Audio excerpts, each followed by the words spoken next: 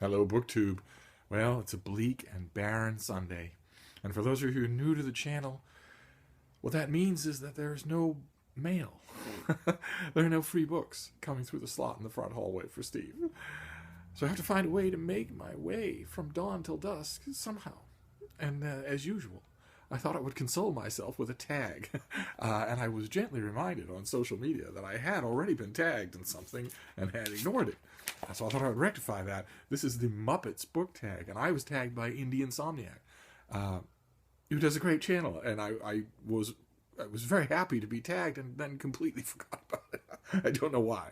It was just a half a dozen prompts organized around characters on the great entertainment phenomenon that is the Muppet Show. So I thought we'd get right to it. The first one is The Swedish Chef, a book that looked great but left a bad taste. And for me,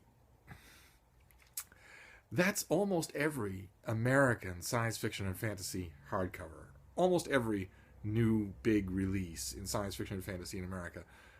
They all look great. It's one of the only genres in which American cover design is actually on point, as it were. And yet, so few of the books please. Now, and I wanted to stress that because my answer here applies to dozens of books in a year. I have one that I picked out just to show you, but it could be a bunch of them. I'm not meaning to pick on this author. This is Cameron Hurley's Mirror Empire. And look at that. You can't really see it with the light refracting off my iPad here. But look at that beautiful cover. That's by Richard Anderson, who's the greatest sci-fi fantasy cover artist working today, and makes everything that he does look really good. And yet, I don't know, I'm in the minority on BookTube. I found the book to be unsatisfying, underdone. And that tends to be a pattern with me. So it's not just Mirror Empire. It's that kind of category. Let's see here. Prompt number 2 is Fozzie Bear, a book you couldn't help but laugh at. Now, this is something I've mentioned on this channel before, but any chance I get to plug it again, this is by Margot Kaufman, and it is called Clara, the Early Years. And the subtitle is The Story of the Pug Who Ruled My Life. And the book is entirely about that little monster, that little overprivileged, pampered monster whose endless appetite for mischief and affection and pig's ears rules the whole narrative, and in a delightful way. It's an absolutely wonderful book, especially if you're a dog person. Let's see here. Prompt number 3: Buns and Honeydew and Beaker, the resident mad scientist and his hapless assistant on the Muppet Show. What they're doing on the Muppet Show, I have no idea, but that's half the joy of the Muppet Show, is that you don't know what anybody's doing there, really. And the prompt is a book that left you feeling a bit smarter. Now, I have to say, despite the fact that I'm a pompous old brontosaurus who sits on his couch all day long, I actually feel smarter when I finish a lot of books. If an author knows what they're doing, even a novelist, but especially the vast fields of nonfiction where I play, if they know what they're doing, if they're on target, even if I don't end up agreeing with their central thesis, they will still leave me smarter. They will still have taught me something by the time I'm done with the book. So this too, like the first one, could have been any number of books. I have one in mind from a little earlier this year, or maybe it hasn't come out in this country yet. It's From Bacteria to Bach and Back by Dan Dennett. Who it's the subtitle is The Evolution of Minds. And the book is just, like all of his books, is just crammed full. On every page there's something to make you question your accepted paradigms of how things work in terms of biological sciences and the history of evolution. I love books like this, even though I'm dog paddling the whole time to keep up with them, because science is not my thing. And yet, I suppose maybe it is, considering how much of it I read. I would never miss a Daniel Dennett book, and they always leave me feeling smarter. Whether that's an illusion or not, I'm pretty sure that he writes them to make you feel that way. But I honestly do feel like I understand some aspects of human cognition better than I did before, even though I have the cheek to disagree with him on a couple of key things in the book, a couple of key points of his in the book. I know he's the neuroscientist and I'm not, but some of his contentions seem to me to be a little bit on the loopy end. But still, that definitely qualifies as a book that left me feeling smarter. And then let's see here. Prompt number 4 is Crazy Harry, a book or character that drove you crazy. And for me, the first thing that came to mind, this happens all the time, especially in fiction, when, 20-something Brooklyn hipster douche canoes decide to write novels and don't have any idea what they're doing. So, a third of the way through, 2 of the 4 main characters just do things because they feel like it. I read a book, I think it was last year, I read the stereotypical promising young novel in which one of the characters, about a third of the way through the book, decides to rob a bank for no discernible reason whatsoever. And no one stopped it.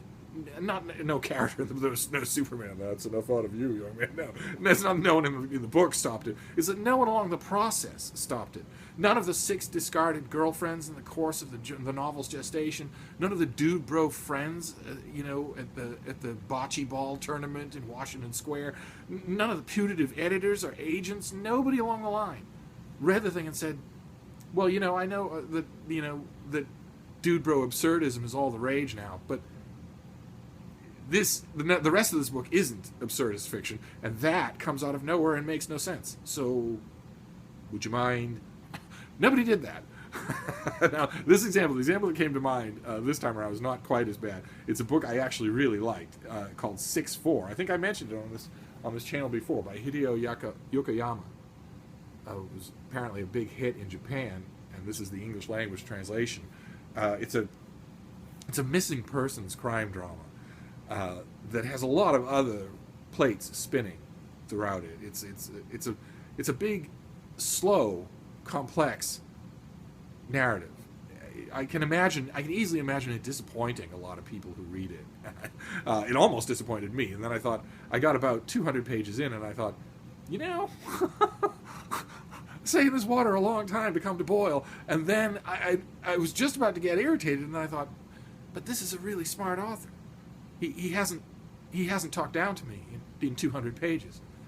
So why don't I wait? I'll just keep reading. It's not unpleasant to read, definitely. So I'll just keep reading and see what he can do for me, and he does. Oh boy, I feel sorry if anybody. There's going to be a strong temptation on the part of a lot of people, especially English language readers who have notoriously no patience at all. There's going to be a strong temptation to stop around the point where I was starting to think that, and that would be a mistake. But the Yoshinobu Mikami, the main character, he's a police official throughout the course of the book, and he drove me nuts the whole time. He has a very personal involvement with 2 of the big plot lines that unfold in the course of the book. A very personal involvement, and yet too often it felt to me like he was the one character that Yokoyama didn't care about, didn't really get. I don't know how that could possibly be, so I'm assuming, I hate to think this, but I'm assuming that something was lost in the translation. I still enjoyed it. I still liked it very much, but that character drove me nuts. Let's see here. Prompt number 5, Janice. An easy read that gave you good vibes. We're going, the whole Hawaiian aloha type thing. I thought I'd go all the way with a book I just loved. Oh boy. You have to be in the mood for it, and it has to interest you. But if you are, and it does, you can't go wrong. It's by John Long, and it's called The Big Drop. And it is just a collection of stories of the history of big wave surfing. It goes from the very earliest days, gigantic boards, and nobody knowing what they were doing, all the way to the present day and the hyper mercantilization of the sport that obtains today, and all of it is good. But the stories, the heart of the thing, are the stories of the white, the non-Polynesian pioneers of the sport, the first Caucasians to look at this thing that the Hawaiians and the Polynesians were doing and say, I wonder if I could do that, and I wonder if it would be fun. and the rough and ready, completely cowboy nature of those early days. I have often thought, in fact, I have told a couple of people who work in Hollywood, friends of mine, I've said, this would make a great movie. And I don't know why it hasn't been done. I don't know why we have to settle for. I mean, in the typical American mind frame, if you think surfing and movies, you'll think Point Break. And I don't know why we have to settle for Point Break. And there was also, what was that, John from Cincinnati or something like that? With the thing that we lost the final seasons of Deadwood so that its egomaniac author could go and make this thing that wasn't any good and it was technically about surfing. I think The Big Drop would make a great movie, or a great, miniseries, since there aren't any great movies anymore. And speaking of great series, we move on to the next one. The 6 is Statler and Waldorf, a book or series you loved that's TV series adaptation was disappointing.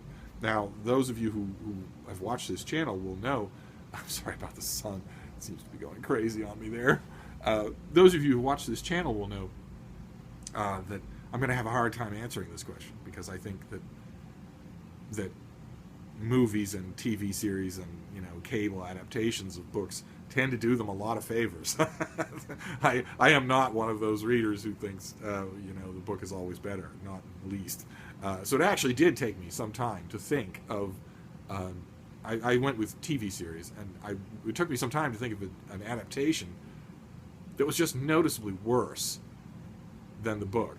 And I came up with one. I mean, there were a few that came up. It's not a blameless field by any means, but I came up with one. The TV series adaptation of Ursula Le Guin's Earthsea trilogy. I guess it's not a trilogy anymore, but I think of it as a trilogy. It was just called Earthsea, and it starred Isabella Rossellini, and it starred Danny Glover, and it starred 5-pack-a-day tobacco addict Sean Ashmore, and none of them seem to know what they're doing. And in it, they don't even seem to know what their own lines mean. And it's the most generic, props out of the prop room. None of it is distinctive. None of it has any of the vibrant originality of the original, of the trilogy. I went into it with the most optimistic mind in the world and didn't like any of it. So that would be my answer. Earthsea was a disappointment. And I'm, of course, in a situation like that, I worry that somebody's going to come to that first and think, oh, well, this is the most derivative crap in the world. Why would I read the trilogy? I always worry that. So I'm hoping that doesn't happen. Ursula Le Guin's reputation is fairly solid. I think she can sustain the hit of a miniseries now and again. And then the last one, the last tag here is Walter, and it's to tag some people. And I have a list of people I want to read off here, because a lot of times I forget to tag people that I want to see a tag from, including some new people who I don't even know if they do tags. So if I tag you in this and you don't do tags, sorry, I'll try to pay more attention.